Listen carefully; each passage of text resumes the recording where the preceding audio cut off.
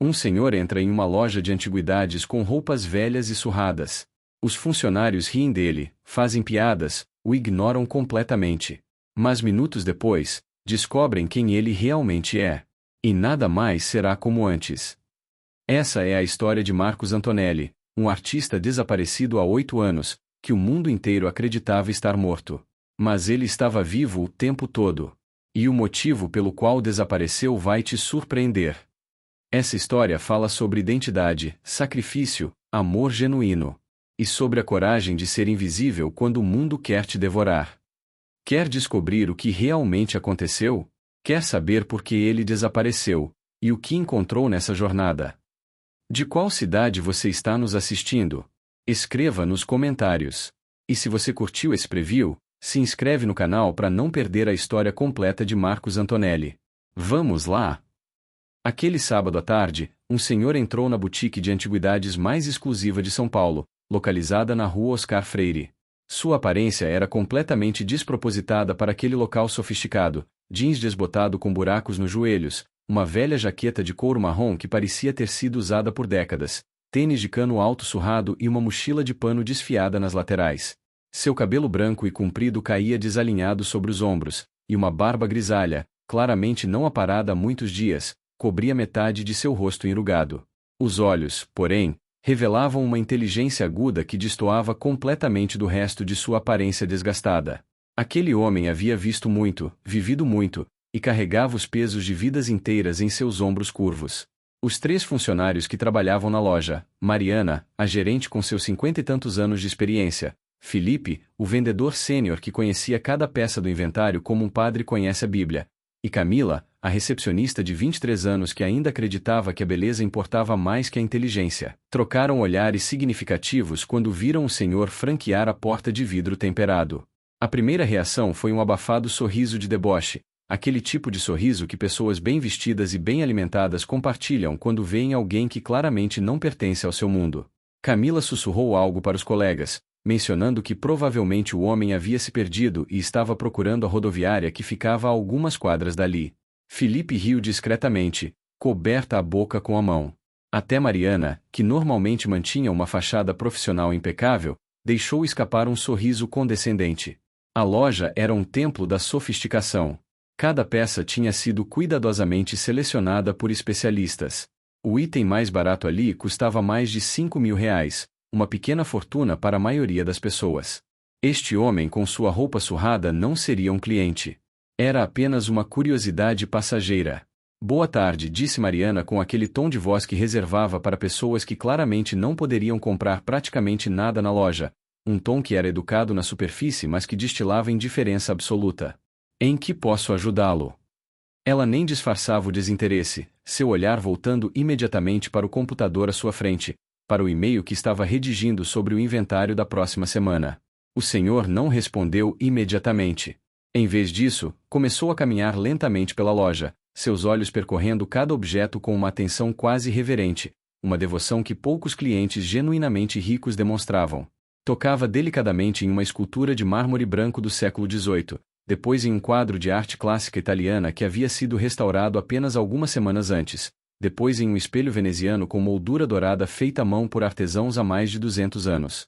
Seus movimentos eram lentos, deliberados, como se ele conhecesse intimamente cada peça, como se estivesse reconhecendo velhos amigos após uma longa separação. Após vários minutos observando o comportamento estranho do visitante, Felipe aproximou-se dele com o mesmo sorriso artificial que usava com turistas desavisados. Senhor, posso ajudá-lo em algo específico? Talvez esteja procurando um presente especial para alguém?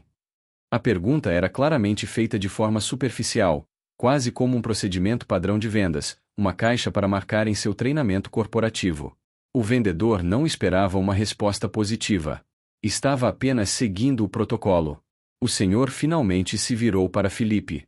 Seus olhos azuis, surpreendentemente claros e penetrantes apesar de toda a aparência descuidada, fixaram-se no vendedor com uma intensidade que o fez recuar meio passo, como se houvesse sido fisicamente tocado por aquele olhar.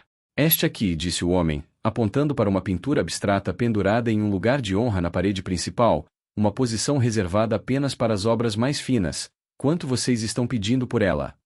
A pintura em questão era uma obra moderna, uma masterpiece do século XX que havia sido adquirida em um leilão em Milão alguns meses antes, com um grande custo.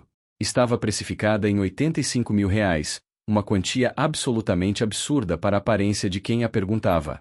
Felipe mal conseguiu conter uma gargalhada. Essa peça é... Bem, está fora de seu alcance, tenho certeza. Talvez você prefira conhecer a loja de artigos usados 3 quadras daqui?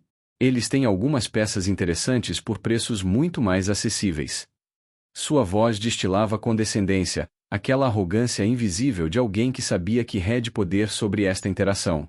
Mas o senhor simplesmente sorriu, um sorriso que continha toda uma vida de experiências, risos e lágrimas, e aproximou-se mais da pintura.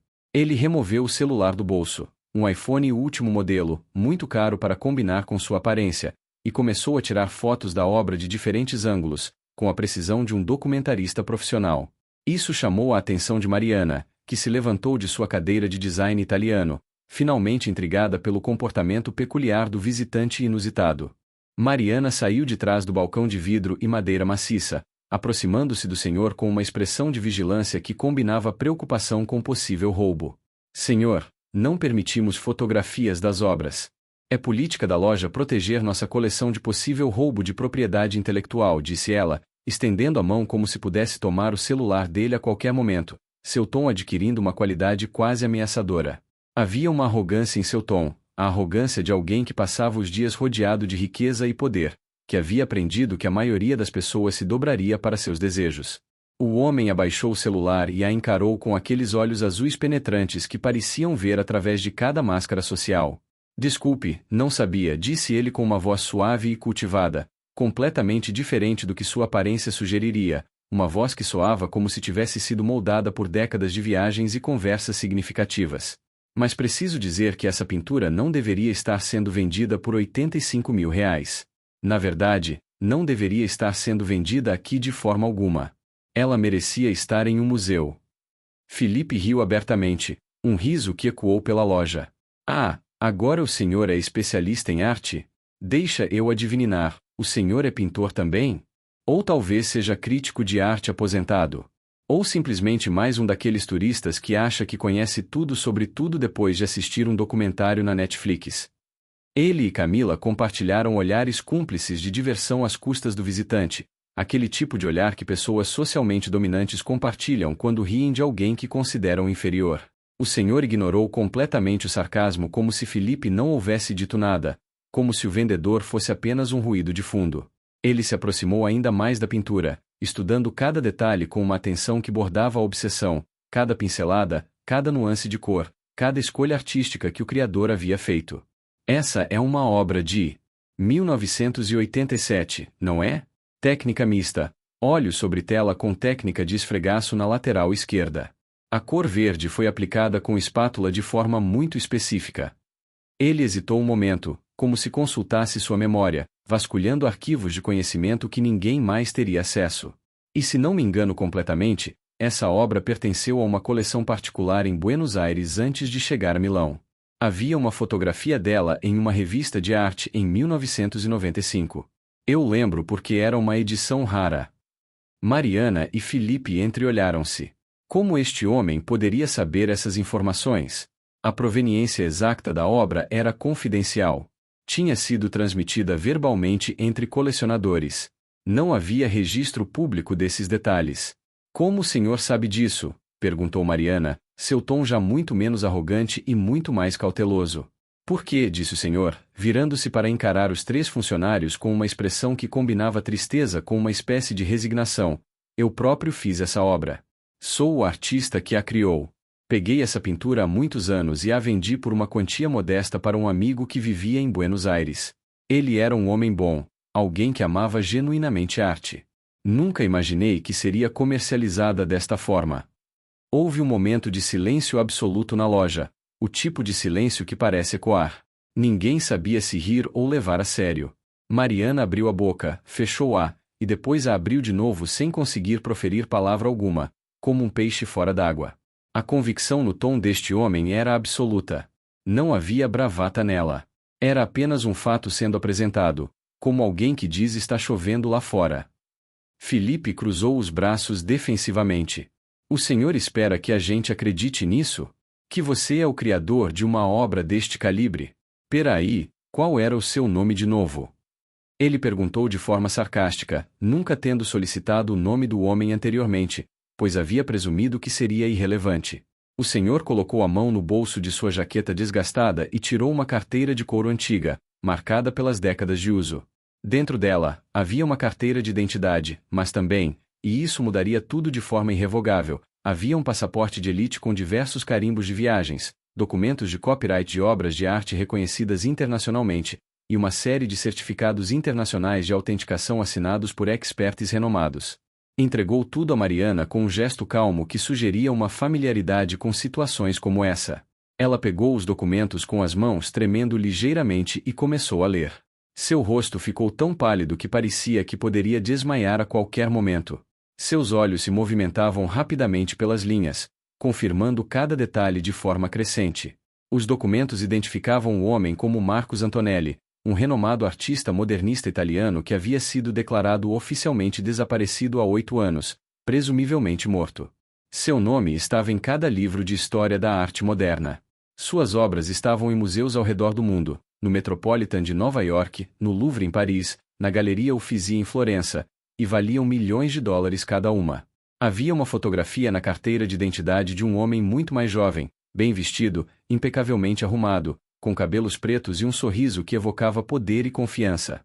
O senhor é Marcos Antonelli. Mariana sussurrou, e suas pernas pareciam não a sustentar direito. Filipe e Camila também pareciam estar em estado de choque, como se a realidade ao seu redor tivesse se tornado malável. Mas você foi. Todos pensaram que você tinha morrido. Há boatos de que você se suicidou. Há especulações de que foi um assassinato por causa de dívidas de jogo. Marco sorriu levemente, aquele mesmo sorriso que revelava uma tristeza profunda. Muitos presumiram isso, sim.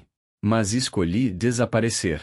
Escolhi viver longe dos olhos do mundo, longe da indústria, longe da ganância e da superficialidade que envolvem o mundo da arte.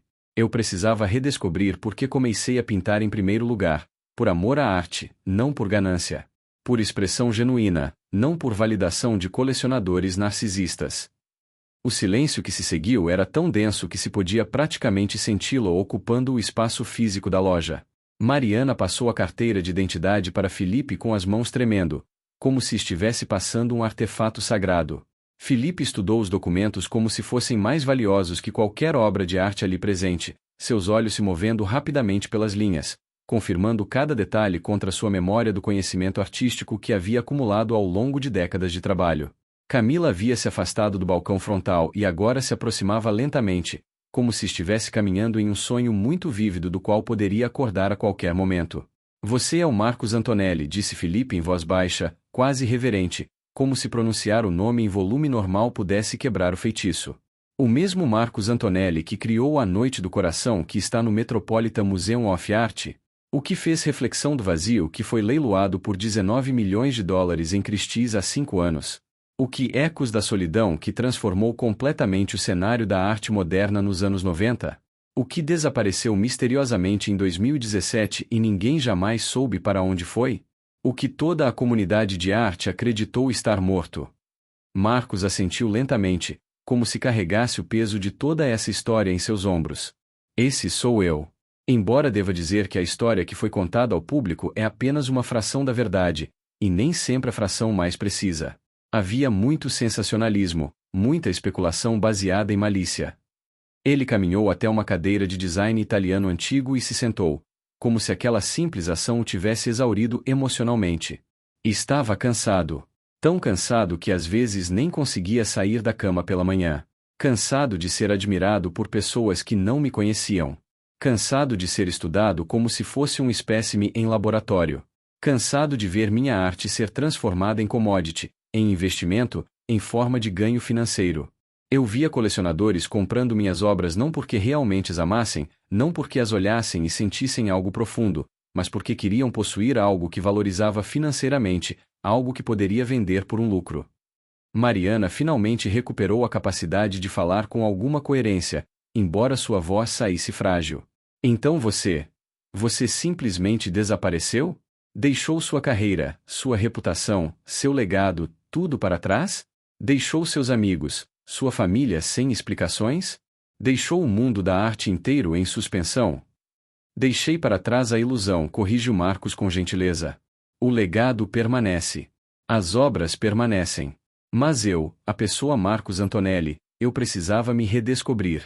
Precisava saber se eu era apenas aquele personagem que havia criado, ou se havia mais embaixo da superfície.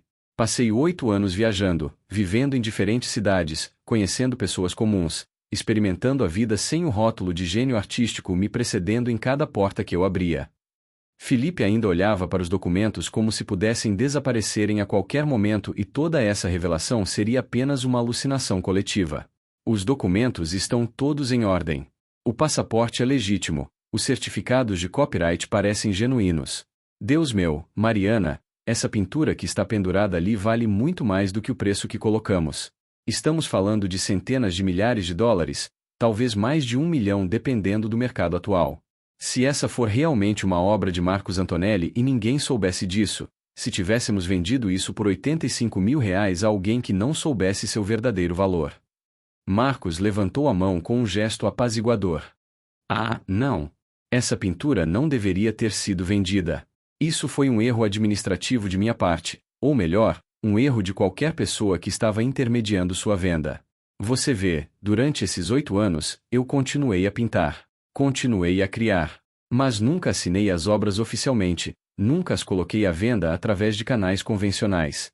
Simplesmente criei porque precisava criar, porque a necessidade artística não desaparece apenas porque você quer desaparecer. Doei a maioria das obras para pequenas galerias que não sabiam quem era o autor. Essa específica, eu havia vendido por uma quantia modesta a um amigo em Buenos Aires, há 5 anos atrás, sem revelar minha identidade ou importância profissional. De alguma forma, através de intermediários que não rastreei, ela chegou ao mercado de arte internacional, e agora está aqui, precificada incorretamente como uma obra de um artista desconhecido europeu. Camila finalmente falou, sua voz frágil e incerta, como alguém emergindo de um transe. Por que você veio aqui? Se quer evitar a atenção e continuar vivendo anonimamente, por que se aproximaria de sua própria obra? Por que não simplesmente deixar que continuasse seu caminho sem intervenção? Marcos olhou para ela com uma expressão suave, reconhecendo a profundidade da pergunta. Por que senti que era a hora? Por que encontrei algo especial durante esses 8 anos? Encontrei alguém. Encontrei um motivo legítimo para sair da escuridão e reclamar pelo menos uma parte de quem eu sou, não como Marcos Antonelli o gênio, mas como Marcos Antonelli o homem. Ele pausou, respirando fundo, como se estivesse tirando o peso de seus ombros. E por que essa pintura aqui, essa obra específica, marca o momento preciso em que decidi desaparecer? Ela representa o último dia antes de tudo mudar, o último dia da antiga vida. Eu queria vê-la uma última vez antes de qualquer outra coisa acontecer, antes de tomar qualquer decisão sobre o futuro.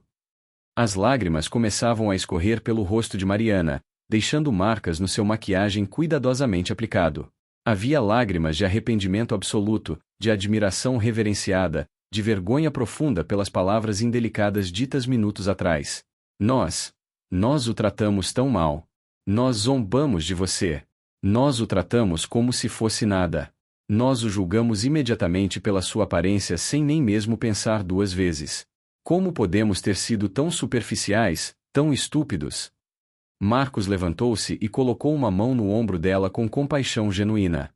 Vocês fizeram exatamente o que a maioria das pessoas faria em uma sociedade que foi condicionada a julgar pela aparência. É humano. Fazemos isso todos os dias, automaticamente, sem sequer perceber. E sou honesto, foi reconfortante, de uma forma estranha. Você vê, eu precisava saber se ainda era apenas eu, se havia humanidade genuína em mim ou se havia se tornado apenas a imagem. E hoje, aprendia que ainda há humanidade em mim.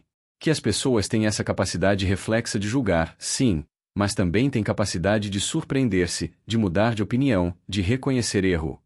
Felipe cruzou os braços, ainda processando a informação. O que a mídia vai dizer quando descobrir que você está vivo? Que você ressurgiu depois de 8 anos? Que volta do suposto túmulo? Isso vai ser a história do século na comunidade de arte. Os mercados vão explodir. Provavelmente concordou Marcos com um suspiro resignado. Mas, honestamente, não sei se importa muito o que dirão. A mídia sempre quer uma narrativa sensacionalista. Ou eles vão dizer que sou um herói que redescobriu a simplicidade, ou vão dizer que sou egomaniaco que desapareceu para aumentar meu mystique e o valor de minhas obras. Ambas as narrativas seriam parcialmente verdadeiras e parcialmente falsas. Mariana secava as lágrimas com um lenço de tecido fino. O que vai fazer agora? Vai reclamar todas as suas obras que estão circulando? Vai voltar para o mundo da arte? Vai fazer uma grande declaração pública de seu retorno? Marcos caminhava lentamente pela loja, tocando em várias obras de arte enquanto passava. Depende de você, na verdade. E de Felipe e Camila. Eu virei aqui para reconciliar com este trabalho, com este pedaço de meu passado. Mas também para avaliar se ainda havia lugar para mim neste mundo. E talvez para fazer uma escolha genuína sobre o futuro. Felipe perguntou a questão que estava na mente de todos. Como encontrou a pintura? Como soube que estava aqui, nesta loja específica? Tenho amigos ainda no mundo da arte, explicou Marcos. Pessoas de quem realmente confio, não apenas socialmente mas filosoficamente. Pessoas que entendem por que desapareci. Um deles me ligou há algumas semanas para me informar que havia visto o que parecia ser uma de minhas obras em uma loja em São Paulo, mas catalogada sob o nome de um artista desconhecido. Ele enviou-me fotos, descreveu a localização. Eu reconheci a pintura imediatamente pela descrição. Mas o que realmente me fez vir foi uma conversa que tive com Sofia, a mulher de quem falei. Quem é Sofia? Perguntou Camila com interesse. Sofia é uma escultora, explicou Marcos com ternura visível em sua voz. Uma artista genuinamente brilhante que nunca se importou com quem eu era ou tivesse sido como figura pública. Para ela, eu era apenas Marcos, o homem que entrava no seu estúdio em Minas Gerais, admirava seu trabalho com sinceridade, compartilhava conversas profundas sobre arte e filosofia, e eventualmente nos apaixonamos perdidamente um pelo outro. Ela não sabia quem eu realmente era, ou quem havia sido, até muito recentemente. Para ela, eu era apenas um homem que amava a arte, que entendia a criação do coração. Felipe estava agora procurando no Google, digitando Marcos Antonelli no computador atrás do balcão com dedos ligeiramente trêmulos. Os resultados começaram a aparecer rapidamente. Artigos de arquivo de 2017 anunciando desaparecimento misterioso, especulações sobre morte, artigos teorizando suicídio, notícias de que a polícia havia encerrado a investigação, entrevistas com críticos de arte discutindo seu legado como se ele já estivesse definitivamente morto e enterrado. Havia fotos do jovem Marcos em diferentes pontos de sua vida. Marcos aos 25, um jovem artista promissor. Marcos aos 30, um artista emergente com grande reconhecimento. Marcos aos 40, um dos artistas mais famosos vivos. Em todas as fotografias, ele era impecavelmente vestido, bem arrumado, com olhos que radiavam confiança e um certo grau de arrogância. As fotografias antigas não te mostram bem, observou Felipe, estudando a face diferente que aparecia nas telas. Digo, fisicamente você mudou muito. O cabelo, a barba, o peso, até a forma como você se posiciona, mas é mais que isso. É como se você fosse uma pessoa completamente diferente por dentro também. Porque eu sou, disse Marcos com simplicidade absoluta. O homem nessas fotografias morreu há 8 anos. Não de verdade, não literalmente, como você pode ver, estou aqui, mas emocionalmente, psicologicamente, espiritualmente. Aquele Marcos Antonelli que vivia inteiramente para ser admirado, que se definia completamente pela validação do mundo de elite da arte, que acreditava que sua obra era infinitamente mais importante do que sua vida como pessoa, ele não existe mais. Eu deixei-o para trás em um estúdio em Roma no outono de 2017 e caminhei para fora sem dizer adeus a ninguém, deixando apenas uma nota vaga que a polícia nunca descobriu completamente. Conforme os minutos passavam, a atmosfera na loja transformava-se completamente. O que havia sido um espaço de transações comerciais e interações superficiais tornou-se um confessionário, um lugar sagrado onde verdades profundas estavam sendo compartilhadas. Marcos começou a descrever em detalhes alguns dos 8 anos que passará longe do mundo que conhecia, histórias que criavam um retrato surpreendente de uma vida vivida nas margens, em comunidades que não conheciam, entre pessoas que o amavam não por quem havia sido mas por quem estava se tornando. Passei o primeiro inverno em Estocolmo, disse Marcos, seus olhos fixos na distância como se pudesse ver claramente aqueles dias passados. Trabalhava em uma livraria antiquária no bairro histórico. Organizava livros, ajudava clientes a encontrar volumes raros, e, especialmente, passava horas conversando com um velho professor chamado Henrique que ia lá quase diariamente. Ele havia passado sua vida estudando história medieval europeia e tinha opiniões sobre absolutamente tudo. No começo, ele me ignorava completamente, mas depois de algumas semanas, começou a perguntar sobre mim.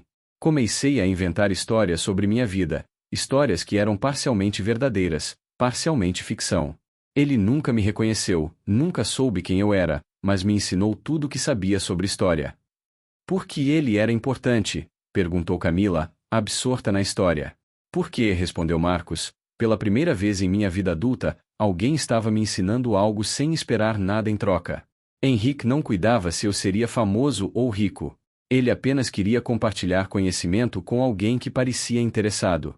Quando finalmente deixei Estocolmo, depois de 3 meses, Henrique me deu um livro, uma primeira edição de um manuscrito medieval que ele havia dedicado sua vida a estudar. Ele disse que raramente o emprestava, mas que havia algo em mim que fazia ele acreditar que eu iria entender.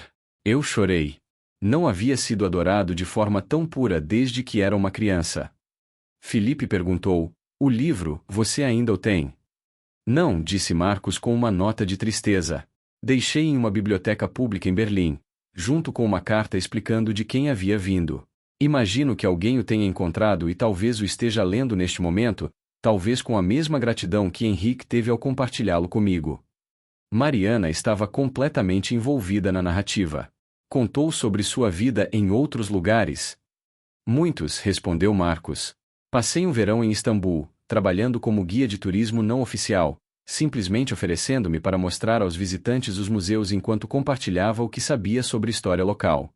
Havia um homem em particular, um turista do Japão chamado Takeshi que tinha 82 anos e estava viajando sozinho porque sua esposa havia falecido um ano antes.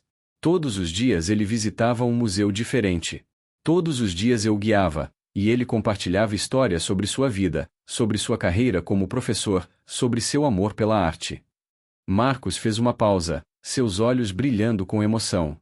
Uma tarde, nos encontramos em frente a uma pintura. Na verdade era um dos meus trabalhos em um museu de arte moderna, embora ele não soubesse disso. Começou a chorar diante dela.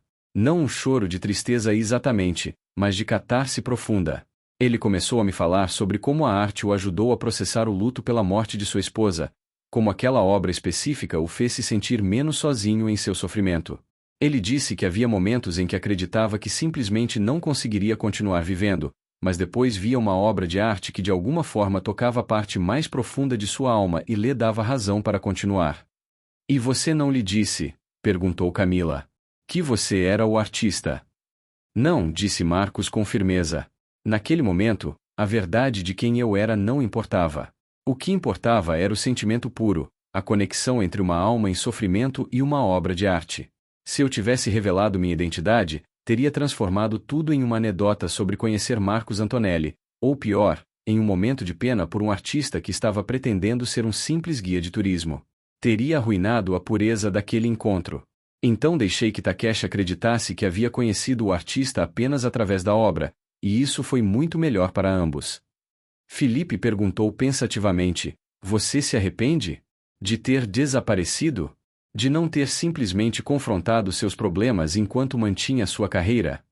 Marcos considerou a pergunta cuidadosamente antes de responder. Tenho arrependimento por ter machucado pessoas, familiares, amigos próximos, pessoas que confiavam em mim. Mas não tenho arrependimento pela escolha de partir. Porque aqueles 8 anos foram absolutamente os mais felizes e mais autênticos da minha vida.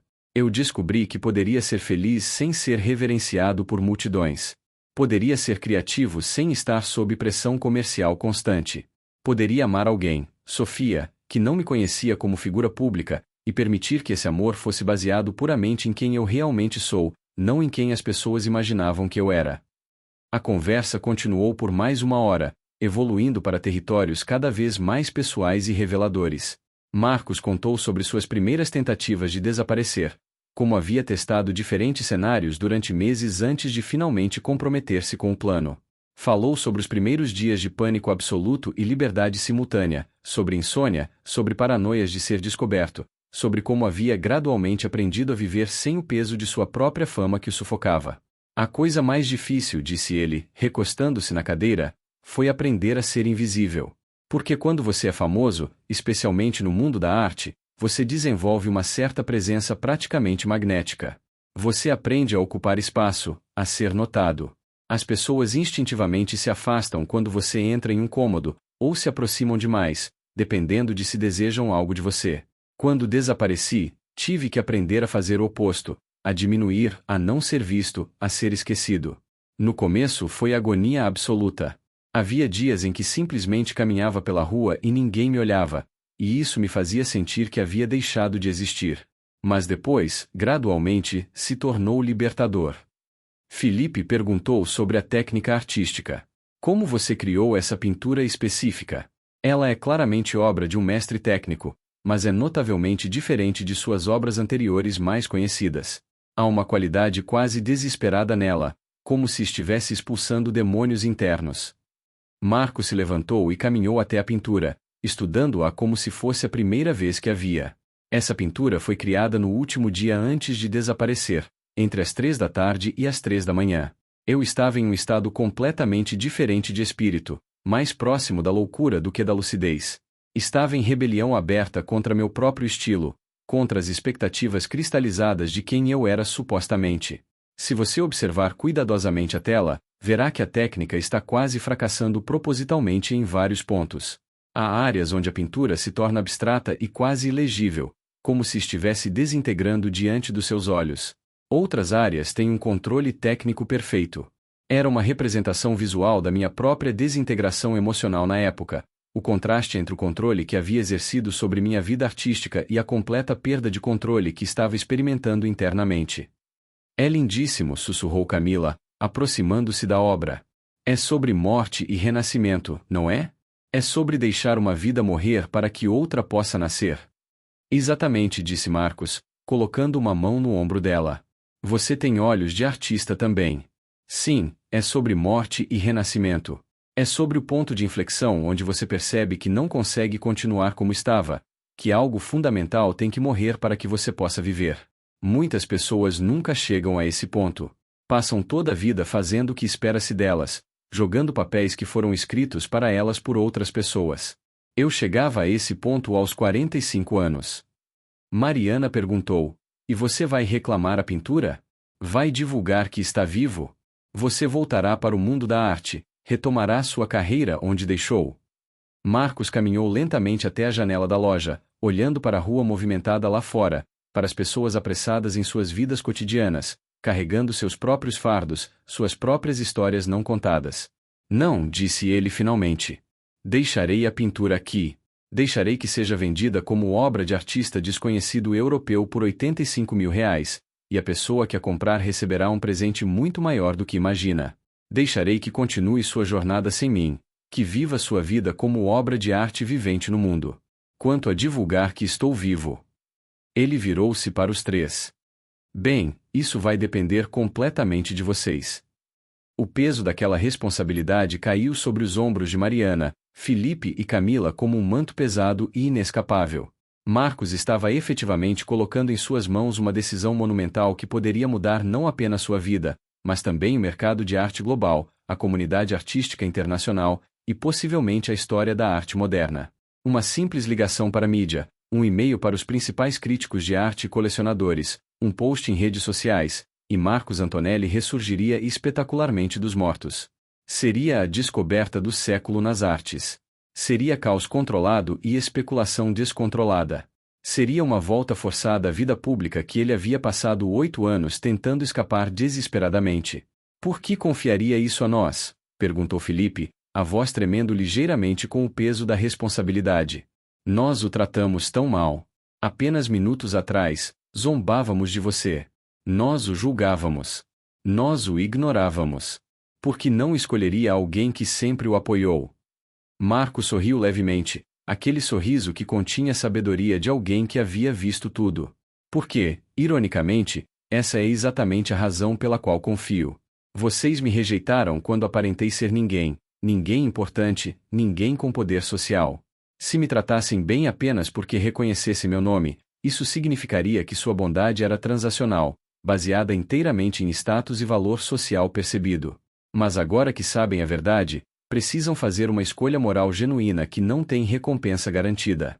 Podem ganhar milhões revelando minha identidade, porque vários meios de comunicação pagariam fortemente por essa exclusiva. Alguns pagariam centenas de milhares de dólares apenas pela história. Podem se tornar famosos como os funcionários que trouxeram Marcos Antonelli de volta ao mundo. Seus nomes estariam em cada jornal, cada revista de arte, cada documentário. Mas vocês também têm a opção de deixar-me partir e permitir-me continuar minha vida em paz, vivendo uma vida que escolho em vez de uma vida que o mundo insiste que eu deveria viver. Mariana respirou fundo, sentando-se novamente na cadeira, processando a enormidade das implicações. É um teste. Você está nos testando. Sim e não, respondeu Marcos com honestidade. É simultaneamente um teste e uma escolha genuína. E eu respeito absolutamente qualquer caminho que decidirem tomar. Se decidirem contar ao mundo, entendo as razões. Compreendo a tentação. Compreendo a lógica. Mas queria oferecer uma alternativa. A chance de fazer a coisa certa não porque há uma recompensa tangível, não porque ganharão algo, mas porque é moralmente certo. Porque alguns atos nobres não trazem reconhecimento. Felipe estava ainda em choque existencial. Você realmente desapareceu apenas porque estava cansado? Porque estava infeliz com a vida que tinha?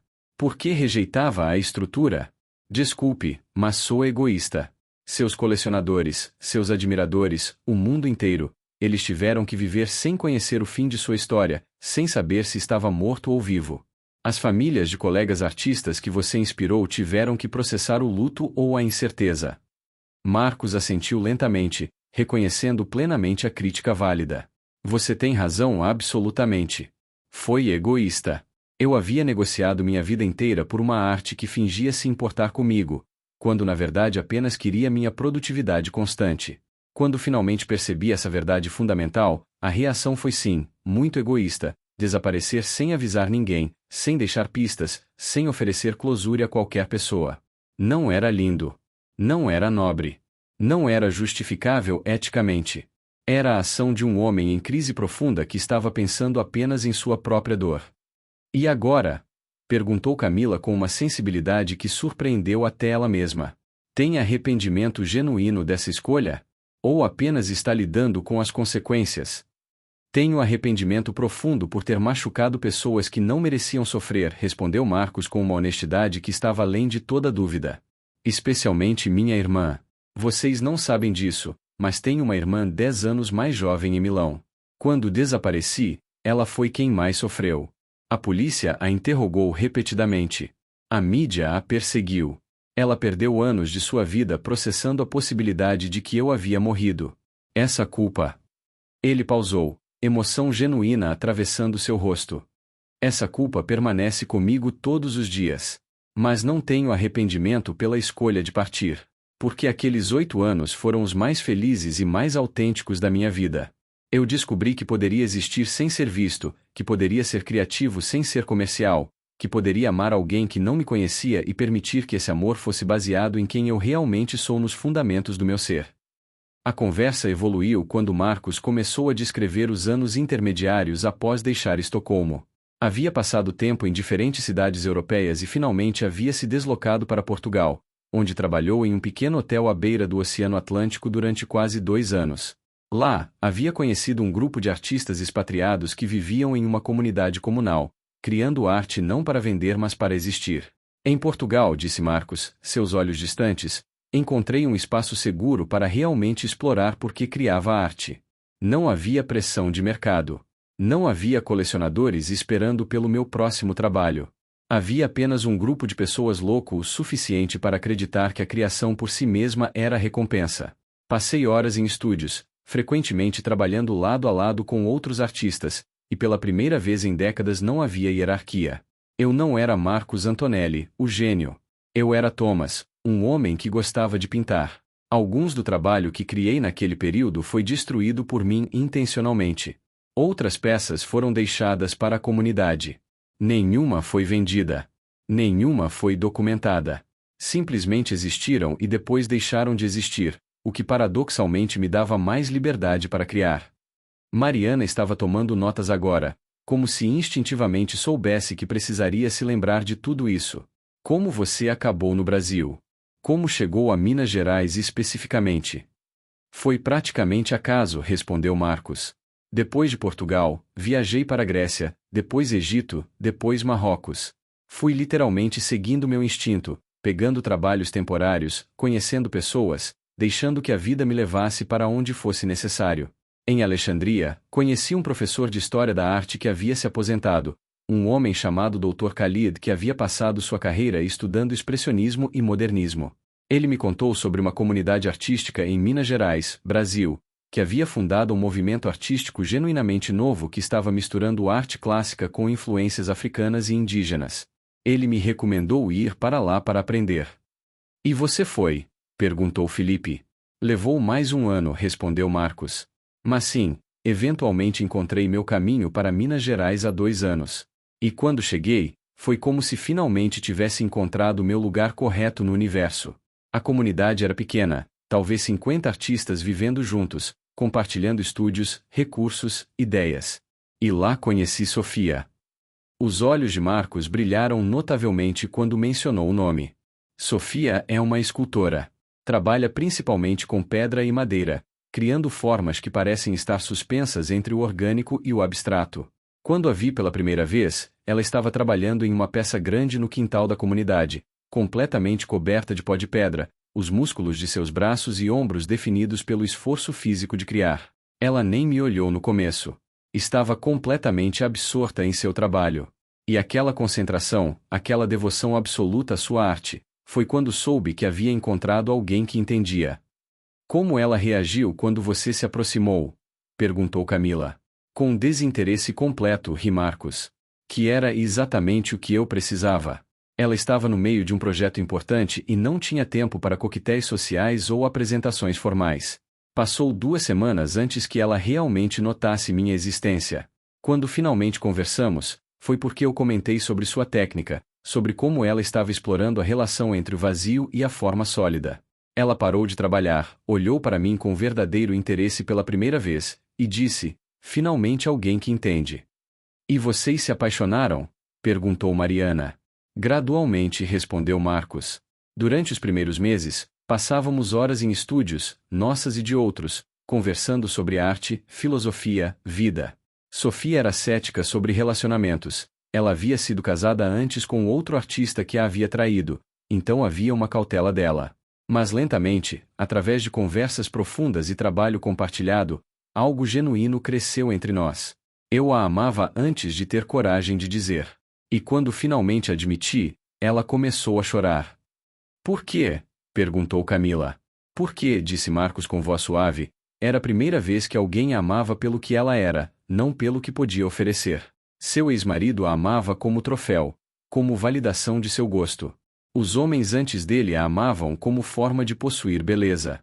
Mas eu a amava como pessoa, como alguém que entendia genuinamente o impulso de criar, que respeitava seus limites, que queria conhecê-la em todas as camadas. Felipe fez uma pergunta que mudaria o curso da conversa de forma mais profunda ainda. Quando ela descobriu quem você realmente era? Marcos respirou profundamente, como se preparasse para contar uma história que ainda era dolorosa. Há 3 meses. Eu havia estado passando bem nos últimos 2 anos, conseguindo manter minha identidade em segredo, vivendo autenticamente como Thomas, o homem que Sofia conhecia e amava.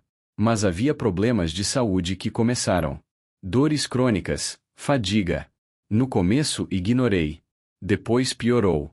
Há 3 meses, desenvolvi uma infecção nos pulmões que se transformou em pneumonia. Era sério, potencialmente fatal se não fosse tratado. Sofia o cuidou? Perguntou Mariana. Sofia praticamente me salvou a vida, respondeu Marcos com profunda gratidão. Ela me levou para o hospital quando eu estava em negação, insistiu que eu fosse testado, garantiu que recebesse o melhor tratamento. Ficou noites inteiras ao meu lado. Quando a febre atingiu seu pico, eu delirante, confuso, desorientado. E durante um desses episódios de delírio, comecei a chamar por meu verdadeiro nome. Repetidamente. Marcos aqui, Marcos ali. E Sofia ouviu. Ela reconheceu? Perguntou Felipe. Não imediatamente, respondeu Marcos. Mas quando finalmente acordei, ela estava sentada ao meu lado com o laptop aberto e um rosto que não consigo descrever adequadamente. Era raiva, traição, choque, espanto, tudo ao mesmo tempo. Ela havia procurado no Google o nome que havia ouvido. Havia encontrado fotos antigas. Havia confirmado que o homem que ela amava era, de fato, Marcos Antonelli, artista desaparecido presumivelmente morto há 8 anos. Camila tinha as mãos sobre a boca. O que você disse? A verdade, disse Marcos simplesmente. Havia chegado o momento de parar de mentir. Comecei do princípio, do dia em Roma quando desapareci, passando por todos os anos de viagens, e terminando com porque havia vindo para o Brasil, porque havia escolhido ser Thomas, porque havia mantido minha identidade em segredo dela. Foi uma conversa de 8 horas. Ela gritou. Ela chorou. Em um ponto, saiu do quarto e não voltou por 2 horas e eu pensei que era o fim de tudo. Mas ela voltou? Perguntou Mariana esperançosamente. Ela voltou, confirmou Marcos com alívio visível.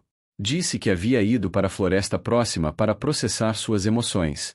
Disse que havia meditado, que havia pensado sobre tudo que eu havia compartilhado, e que havia chegado à conclusão de que me amava não como Marcos Antonelli famoso, mas como a pessoa que havia conhecido, Thomas, Marcos, qualquer que fosse o nome. Que havia 2 caminhos adiante: ou eu continuaria vivendo uma mentira, ou eu confrontaria meu passado e finalmente reivindicaria minha verdadeira identidade. Foi ela quem o encorajou a vir aqui? Perguntou Felipe. Completamente, respondeu Marcos. Sofia disse que eu era um covarde por desaparecer, mas também um covarde por manter a mentira indefinidamente.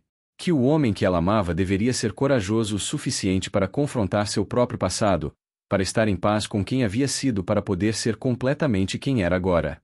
Ela basicamente me desafiou, disse que se realmente acreditava no que havia se tornado, se realmente havia mudado e crescido, então deveria ser capaz de entrar em um espaço onde meu trabalho anterior era vendido, onde minha identidade anterior ainda tinha poder, e não ser destruído por isso. E aqui você está, observou Camila. E aqui estou, concordou Marcos. Vendo minha própria obra pendurada em uma parede, sendo vendida por uma fração de seu verdadeiro valor, e descobrindo que consigo olhar para ela sem sentir o peso do ego. Consigo reconhecê-la como o trabalho de uma pessoa que amava criar, mas que não era saudável em sua relação com a criação. Conforme a noite aprofundava, a loja adquiriu uma qualidade surreal, como se estivessem em um filme suspenso fora do tempo. As luzes da rua lá fora criavam sombras que dançavam nas paredes, fazendo as obras de arte parecerem vivas, respeitosas, como se estivessem ouvindo e participando da conversa também. Marcos havia se tornado menos um visitante e mais um confessor, um professor, alguém que havia vivido uma vida extraordinária e estava oferecendo os fragmentos de sua sabedoria.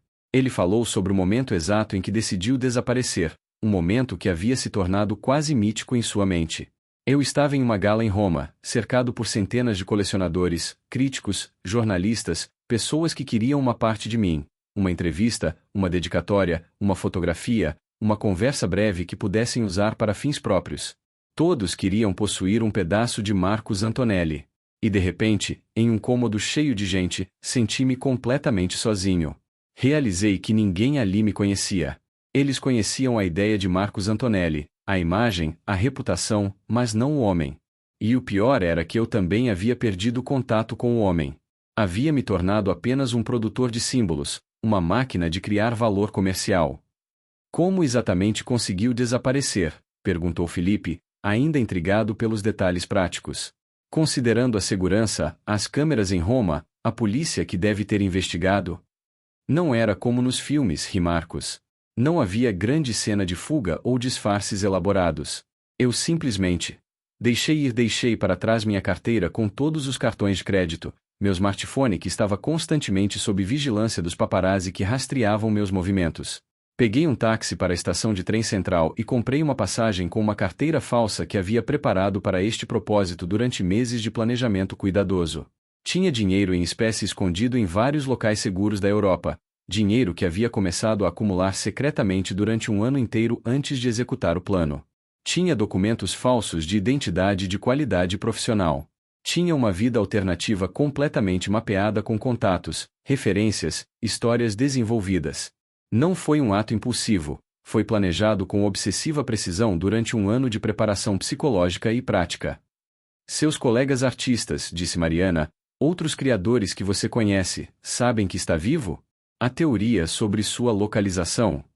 Alguns dentro do círculo certo suspeitam, respondeu Marcos. Há artistas que, através de contatos mútuos, receberam informações sobre novas obras que pareciam ser minhas em sensibilidade estilística, mas que careciam de assinatura oficial ou atribuição. Há rumores bem documentados nos círculos mais elitistas de que continuo criando em segredo. Há especulação de que estou em diferentes países, Itália, França, Portugal, até América Latina. Mas nada confirmado publicamente. A comunidade de arte adquiriu uma qualidade quase mítica ao meu redor, como se eu fosse Banks ou algum outro artista fantasma, criando sem querer reconhecimento. E seus colecionadores? Perguntou Camila. Eles devem estar desesperados pelo que aconteceu com você. Absolutamente, respondeu Marcos. O mercado de Antonelli disparou após meu desaparecimento. Minhas obras que haviam sido vendidas por 1 ou 2 milhões de dólares no mercado aberto agora custam 5, 10, às vezes 20 milhões. Há a especulação de que sou uma morte romântica, suicida em um momento de crise criativa. Há colecionadores que têm oferecido recompensas substanciais para qualquer informação sobre meu paradeiro. Meu seguro de vida venceu há anos, criando vários cenários legais complexos. E há centenas de obras falsas sendo vendidas em meu nome, criadas por falsificadores talentosos que estudam meu trabalho obsessivamente. A conversa se moveu para tópicos mais filosóficos, abstratos, questões de identidade, autenticidade e o verdadeiro preço da fama. Marcos descreveu como havia passado a compreender que sua obsessão com a arte era, na verdade, uma obsessão por validação, por imortalidade através da criação, por deixar uma marca no mundo que provasse que havia importado. Quando você é jovem e talentoso, explicou Marcos, a sociedade oferece uma narrativa limpa. Trabalhe duro, seja brilhante e será adorado. Será rico, famoso, importante. Seu trabalho será relembrado. Você deixará um legado. Isso é exatamente o que eu queria acreditar. E funcionou, até que descobri que a realidade era muito mais vazia e deprimentemente transacional. As pessoas que compravam meu trabalho não estavam comprando minha alma. Estavam investindo em um futuro financeiro. Quando percebi isso, algo quebrou dentro de mim. Felipe perguntou: você continua criando agora? Em sua vida com Sofia? Sim, respondeu Marcos. Mas de forma completamente diferente. Crio porque preciso. Porque meu corpo e minha mente exigem expressão através da forma visual. Mas não sinto mais a pressão de que precisa ser perfeito, revolucionário ou vendável. Sofia e eu discutimos criar um estúdio comunitário juntos, um espaço onde artistas possam trabalhar sem pressão comercial, onde a criação seja valorizada por si mesma. Mariana perguntou o que todos pensavam: o que você quer fazer agora? Qual é seu plano? Marcos caminhou até a janela novamente, olhando para São Paulo lambendo as ruas à noite. Sofia e eu vamos nos casar em breve. Planejamos uma cerimônia pequena na comunidade de artistas em Minas Gerais, apenas com pessoas que realmente nos amam. Depois disso, pretendo continuar vivendo como tenho vivido, como artista, não como celebridade. Posso conceder uma entrevista a um jornal respeitado, explicando o que aconteceu, permitindo que o mundo sinta algum closure. Mas não vou retornar ao circuito de galerias. Não vou permitir que meu trabalho seja transformado em mercadoria novamente. E quanto ao mercado de Antonelli, que disparou enquanto estive desaparecido, bem, isso vai mudar quando as pessoas descobrirem que estou vivo e que não pretendo criar novamente de forma comercial. Você destruirá sua própria reputação, observou Felipe. Talvez, concordou Marcos. Ou talvez redescubra o que sempre deveria ter sido, um artista que criava porque amava a criação, não porque adorava a adoração. Existe uma estranha libertação em não se importar mais com a opinião do mundo sobre você. Conforme a meia-noite se aproximava, havia um entendimento silencioso entre todos eles, os 3 funcionários e o artista desaparecido, de que aquela noite havia mudado algo fundamental em suas vidas. Ninguém poderia voltar à normalidade depois daquele encontro.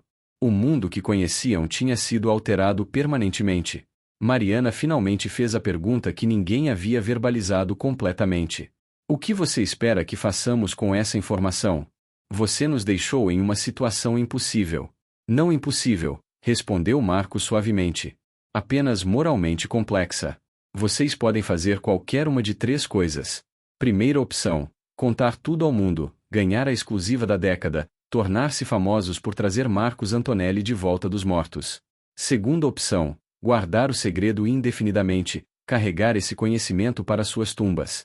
Terceira opção, e essa é a mais criativa, permitir que eu compartilhe minha história nos meus próprios termos, no meu próprio tempo. Vocês podem concordar em não contar a ninguém por, pelo menos, 6 meses, enquanto Sofia e eu nos casamos em privacidade e consolidamos nossas vidas. Depois disso, eu mesmo anunciarei ao mundo que estou vivo. Assim, vocês não estarão mentindo nem ocultando evidências, apenas permitindo que alguém reclame sua própria história. Felipe estava processando. E se alguém descobrir que sabíamos? Se a polícia investigar por que você apareceu em público? Então vocês dizem a verdade, respondeu Marcos com calma. Que um homem entrou em sua loja, revelou ser Marcos Antonelli, e vocês permitiram que ele partisse porque ele pediu. Não há crime em permitir que alguém siga sua vida. Não existe lei que diga que vocês precisavam contatar a polícia sobre um homem que afirma ser um artista desaparecido. Camila perguntou a questão mais profunda. Como você sabe que pode confiar em nós? Como sabe que não seremos tentados? Não sei, admitiu Marcos honestamente. Estou confiando em vocês com base em instinto e fé. E sim, há risco envolvido. É isso que torna essa escolha moralmente significativa. Se não houvesse risco, não seria uma escolha real. As horas passavam e o grupo permanecia na loja, conversando sobre arte, vida, significado e a estranha interseção de todas essas coisas. Marcos compartilhava histórias que nunca havia contado a ninguém, sobre infância em Milão, sobre descobrir pintura aos 8 anos quando sua avó morreu e sua mãe colocou um pincel em suas mãos para ajudá-lo a processar o luto. Sobre ter 21 anos e vendendo sua primeira pintura para pagar a faculdade. Sobre ter 33 quando conquistou seu primeiro grande reconhecimento internacional em Veneza. Felipe perguntou: você se arrepende de ter tido sucesso? Gostaria de ter permanecido desconhecido? Marcos considerou a pergunta profundamente. Não me arrependo do sucesso em si. Arrependo-me de haver confundido sucesso com valor próprio. Arrependo-me de haver permitido que o mundo defina quem eu era. Se pudesse voltar, eu teria gozado do processo de criação mais, e do resultado menos. Mas você não pode voltar no tempo. Você pode apenas aprender e tentar viver melhor agora. Mariana havia começado a tomar café ao redor das 2 da manhã, sabendo que essa conversa provavelmente continuaria até o amanhecer.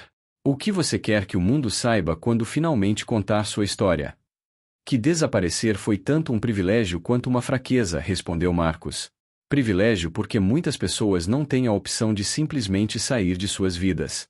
A maioria das pessoas está presa por responsabilidades, famílias, dívidas, circunstâncias que não podem escapar. Eu tinha dinheiro suficiente para desaparecer. Essa é uma forma de privilégio que devo reconhecer. Mas foi também fraqueza, uma incapacidade de confrontar meus problemas enquanto permanecia. Mas através dessa fraqueza, encontrei força. Porque os 8 anos de desaparecimento me reconstruíram de forma que nunca teria acontecido se permanecesse no mundo que criou minha prisão. Quero que as pessoas entendam que às vezes a melhor coisa que você pode fazer por si mesmo é desaparecer do mundo que o está destruindo. Quando o amanhecer começou a romper o céu de São Paulo, aquele amanhecer rosa e laranja que parecia quase irreal depois de uma noite tão surreal, a conversa finalmente começou a se dissipar naturalmente. Marcos e os 3 funcionários estavam exauridos, emocionalmente vazios e simultaneamente completos de forma que nenhum deles conseguia articular completamente. Preciso partir, disse Marcos, observando luz começando a iluminar as ruas vazias lá fora.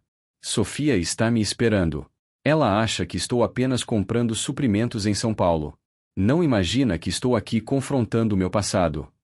Mariana, Felipe e Camila se levantaram juntos, como se obedecessem a um comando invisível. Havia uma cerimônia silenciosa no momento, como se todos compreendessem que estavam despedindo-se de algo maior do que apenas um homem. Deixe-me fazer uma coisa, disse Mariana, aproximando-se da pintura na parede. Ela a removeu cuidadosamente, tendo cuidado de não danificar a moldura. Você disse que deixaria a pintura aqui. Mas mudei de ideia. Acho que você deveria tê-la. Para lembrar ou para esquecer, qualquer que seja o caso. Marcos olhou para a pintura, aquela obra que representava seu último dia como Marcos Antonelli original. Lágrimas começaram a correr por seu rosto, Não lágrimas de tristeza, mas de reconhecimento de quão longe havia chegado. Obrigado, sussurrou ele. Isso significa mais do que você sabe. Filipe perguntou: Você vai mesmo esperar 6 meses? Você vai realmente nos permitir manter esse segredo? Sim, respondeu Marcos. Porque vocês agora têm uma escolha genuína. E escolhas genuínas, feitas com consciência moral plena, são raras. Quero honrar isso. Camila perguntou algo que havia permanecido não dito durante horas. Você é feliz? Realmente, genuinamente feliz, ou ainda está em fuga? Marcos colocou a mão no ombro dela com ternura. Estou em processo de aprender a estar feliz. Estou aprendendo que felicidade não é destino mas prática cotidiana. Estou aprendendo que amar alguém que conhece meus erros é mais profundo que ser adorado por estranhos. Estou aprendendo que criar sem expectativa é libertador. Então sim, estou mais feliz do que jamais estive. Mas isso é frágil. Depende de manter essa vida que construí em privacidade. Depende de pessoas como vocês respeitarem minha escolha. Marcos caminhou em direção à porta, carregando a pintura. Mariana, Filipe e Camila formaram uma linha, como se estivessem orando alguém importante, o que, de fato, estavam fazendo. Mas também oravam algo maior, a possibilidade de que as pessoas podem mudar, que segredos podem ser guardados por razões nobres, que às vezes a coisa mais corajosa é permitir que alguém seja livre. Há uma coisa mais que preciso dizer, disse Marcos na porta. Vocês devem saber que, antes de hoje, ninguém na comunidade de arte, nenhum crítico, nenhum colecionador, nenhuma polícia, ninguém sabia que eu estava vivo. Vocês são os primeiros. Isso os coloca em posição de poder extraordinário. Algumas pessoas matariam por essa informação. Algumas dedicariam suas vidas a persegui-la. Mas vocês escolheram me ouvir. Vocês escolheram humanidade. Isso os torna melhores do que a maioria das pessoas no mundo. E se mudarmos de ideia? Perguntou Filipe. E se a tentação for muito grande? Então vocês vivem com essa decisão, respondeu Marcos simplesmente. E eu sigo em frente. Tanto vocês quanto eu teremos de lidar com as consequências de nossas escolhas. A vida é assim, somos responsáveis pelas decisões que tomamos, e essas decisões têm peso. Mariana estendeu a mão. Marcos a tomou, e eles permaneceram assim por um momento, dois seres humanos reconhecendo um ao outro de forma absoluta. Você é um homem bom, disse ela. Apesar de tudo, da mentira, do desaparecimento, dos anos de enganação, você é um homem bom. Não sou bom, respondeu Marcos.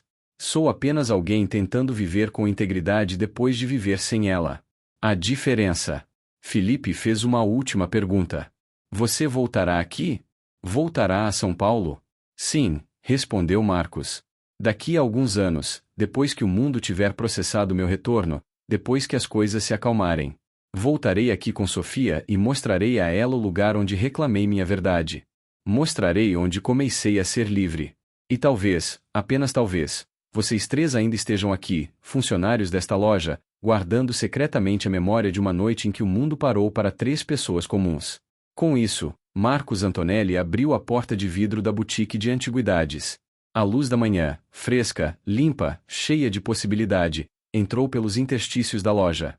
Ele caminhou para a rua ainda vazia, carregando a pintura que representava morte e renascimento.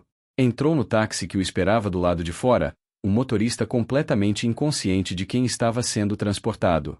Mariana, Filipe e Camila permaneceram na porta, observando enquanto o táxi desaparecia na neblina da manhã paulistana. A loja, que durante a noite havia se transformado em um confessionário sagrado, reverteu lentamente ao que era, um espaço comercial bonito, cheio de obras de arte valiosas. Mas nada era realmente o mesmo.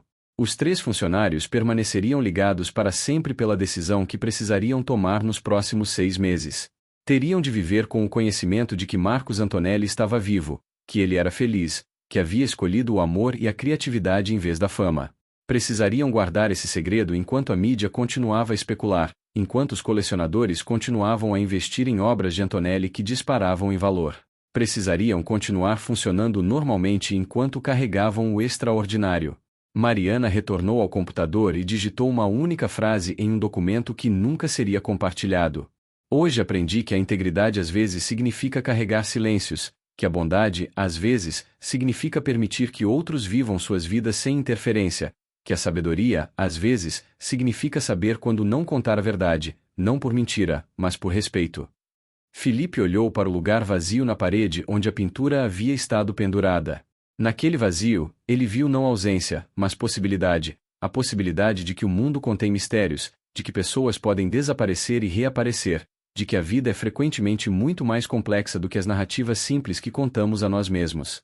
E Camila, a mais jovem dos três, compreendeu naquele momento que havia visto algo que muito poucas pessoas jamais veem, um ser humano genuíno, completo, em processo de se reconstruir.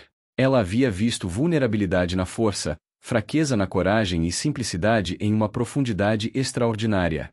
Horas depois, quando a loja abriu para clientes normais, quando a vida retornou ao seu ritmo regular, o segredo permanecia vivo no coração de 3 pessoas. E em Minas Gerais, Marcos Antonelli retornava para Sofia, carregando a pintura que era seu passado, pronto para continuar construindo seu futuro. E Sofia, mulher sábia, que havia exigido que ele confrontasse seu passado, entenderia a importância do que aconteceu em São Paulo.